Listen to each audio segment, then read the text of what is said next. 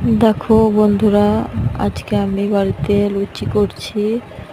আজ আমাদের অশোক ষষ্ঠীর দিনে আজকে ভাত খেতে নেই, তাই লুচি করছি। লুচিটা খেতে হবে।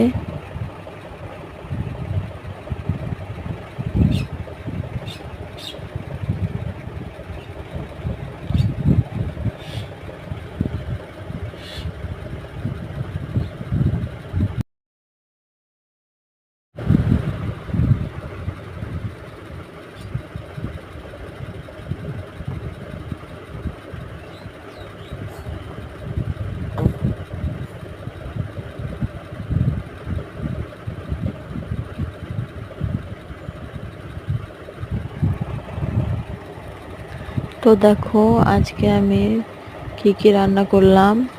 দুপুরে লুচি করেছি, আর আলু পটলের তরকারি, আর সুজিটা করব, এখনো করা হয়নি। তো সবাইকে শুভ